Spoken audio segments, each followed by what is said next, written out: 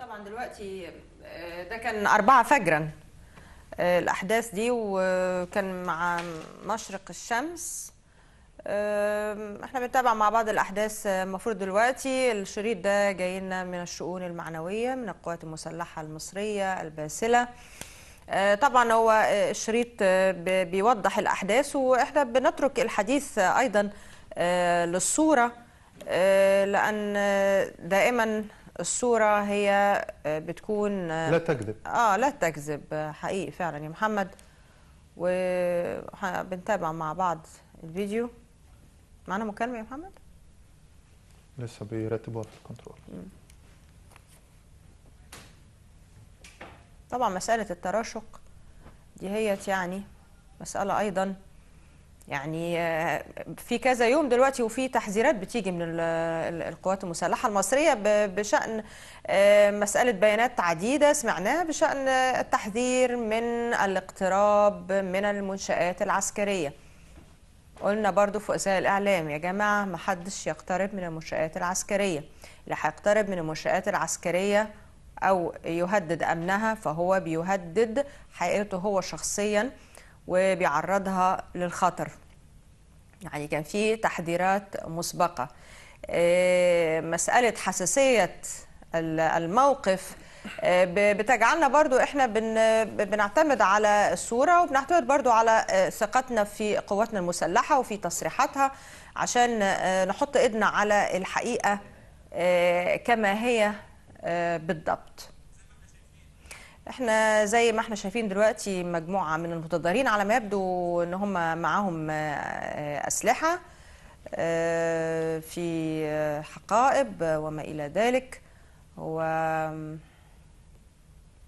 الشخص ده مع انتمائه لمين مش عارفة.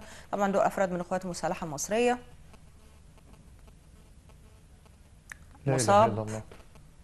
مصاب من القوات المسلحة المصرية.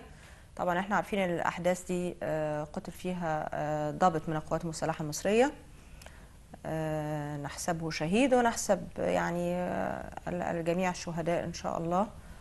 في ايضا قتلى، في مصابين. حقيقه انها احداث مؤسفه جدا، ما كناش نتمنى ابدا انه ده يحصل في مصر، وده اللي كنا يعني زي ما بيقولوا حاطين ايدنا على قلبنا بقالنا كذا يوم بنقول يا رب ما تحصلش اي مصادمات. والغريب في الامر انه المصادمات اللي كنا خايفين منها هي اللي كانت مصادمات بين المتظاهرين المؤيد والمعارض، لكن عمرنا ما تخيلنا ان الصدام يكون مع الجيش المصري، مع القوات المسلحه المصريه، مع منشاه عسكريه.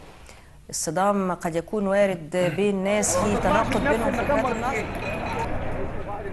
لكن صدام مع القوات المسلحه اللي هي بتؤمن وبتحمي البلد ده محتاج وقفة. محتاجين نعرف مين اللي بيعمل كده وازاي، والامور ازاي توصل لكده. واحنا شايفين من فوق العمارات يعني بيترمي مولوتوف.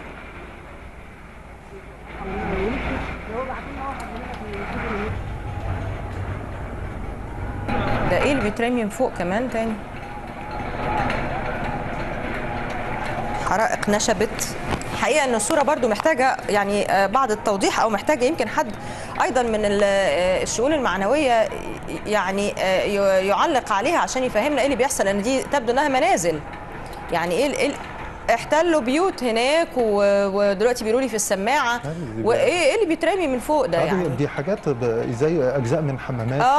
يعني تم احتلال بيوت، تم تحطيمها وتكسيرها والقاء محتويات المنازل من اعلى الاسطح، وده طبعا في ايضا ترويع لينا يعني وللمواطنين المصريين. لا حول ولا قوه الا بالله.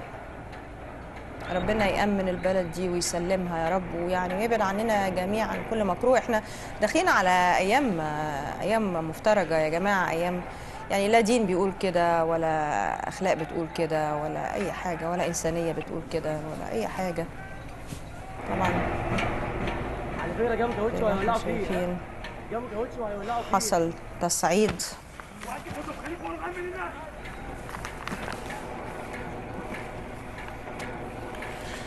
هي تابعنا مع بعض الفيديو.